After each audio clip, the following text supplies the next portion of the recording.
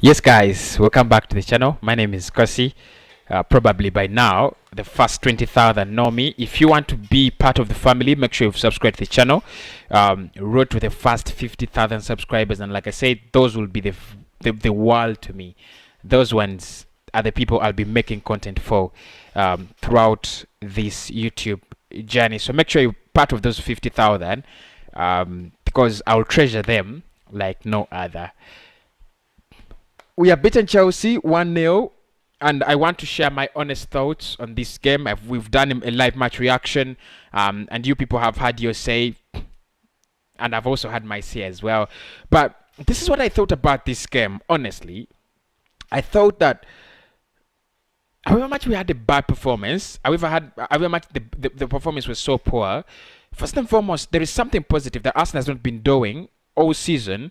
We managed to get a point from a very, very a very good result from a very poor performance. That is something that has not been happening at Arsenal. Whenever we found ourselves down in terms of possession, whenever we found ourselves down in terms of performance on the pitch, whenever we found ourselves second best to our opponents, we've lost the game. If you remember the first game we lost against Villarreal, all we had to do was to let them bring it on and then get them on the break, or probably capitalize on their mistakes. We couldn't do that. Games against Liverpool, games against City, I think we could have done better. And this is what I was asking for. Can we get an ugly win? Because ugly wins really mean a lot. They win titles. They take you to Champions League places. They win you Europa League places. Ugly wins are something you cannot do away with. And you know what? The truth is, not to be so serious, I'm happy and I'm relieved with this win. It is something, first and foremost, I didn't expect from Arsenal. I didn't expect Arsenal to beat Chelsea. Chelsea have been in top class form.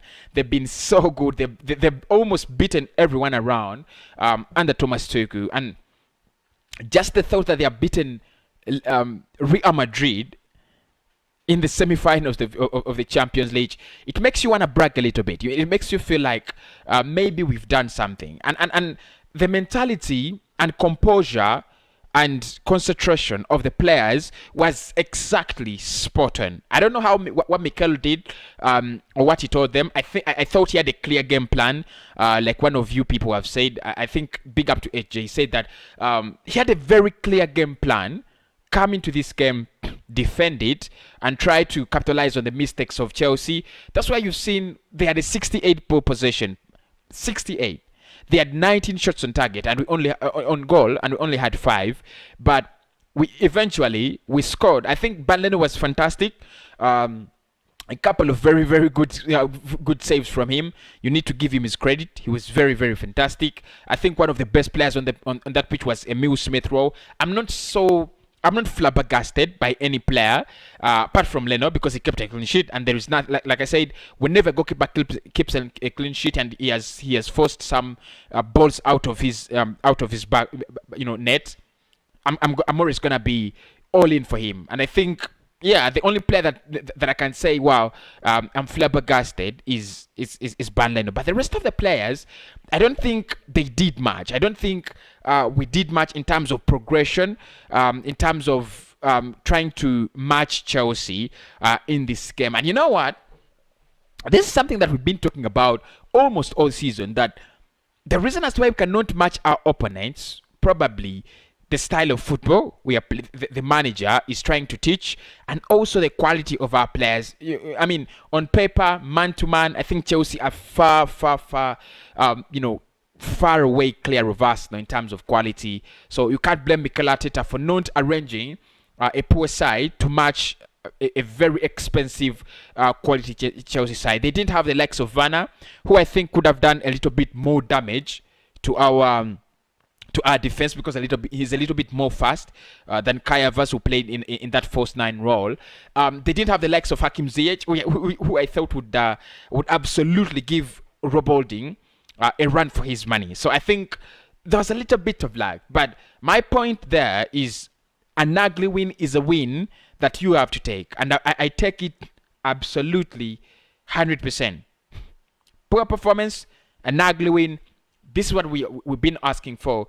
That at times when you cannot find the better performances, can you get the ugly wins? Can you get those wins that nobody expects you to get?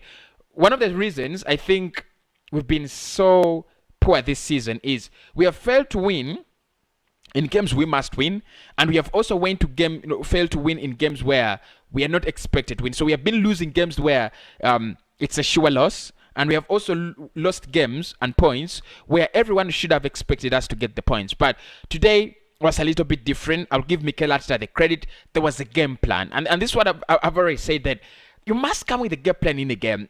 There are games where we just throw numbers on the pitch. Players start jumping around, making false passes, crossing into the paths of each other. There is no clear intention and direction of what the players are trying to do, and that is very, very deadly, very dangerous. So I think Mikel needs to know this, and he needs to learn from this game. If you're gonna play a fixture, whether it is Fulham or West Brom or Chelsea, you need a game plan, because these teams in the Premier League operate very differently. Tuchel is a possessive defensive manager. He doesn't want to concede. That's the first thing. We know that about him. He doesn't want to concede, and he wants to win.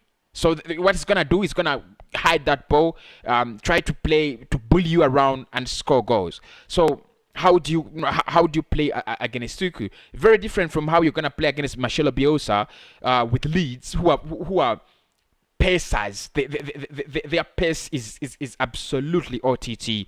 They want to run. The likes of Manchester United, who are more interested in counter-attacking football. The likes of City, who are more interested in tic-tac football. So you've got to have a game plan. You just can't copy and paste what you played in the last game and then introduce that in the new game. It really doesn't make any sense.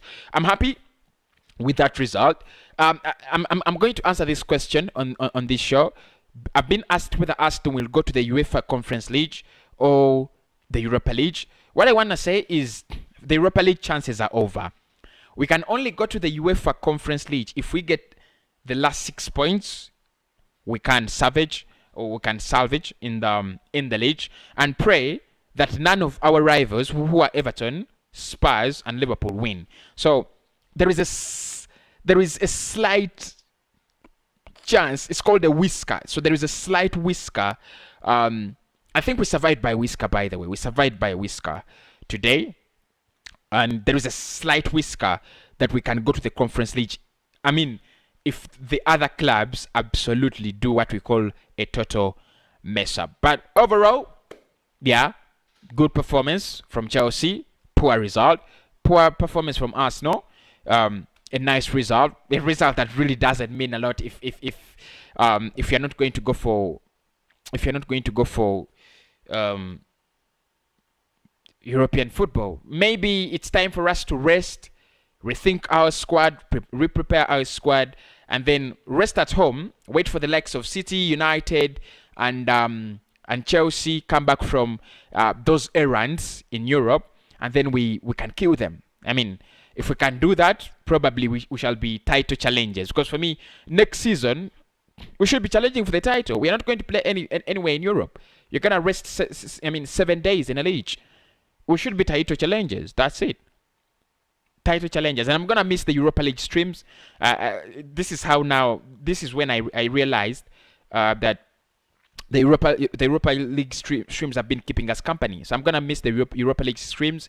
I'm thinking of either broadcasting the Champions League or the Europa League. I don't think I'll broadcast the Europa League because I don't love any of the clubs in there. And I don't feel like it's a great competition, but I think we'll be doing the Champions League. We shall be doing watch-alongs, predicted lineups, things like that. There's nothing to do. I mean, that is our Arsenal, isn't it? But anyway, guys, congratulations to that win, and we move forward. I'll be uploading the player ratings at around 7 a.m. in the morning, and I'll be reacting to Mikel press conference at around 9 a.m. in the morning, and then the rest of the day. Like I promised, 5 transfer shows. Massive. Really, really massive.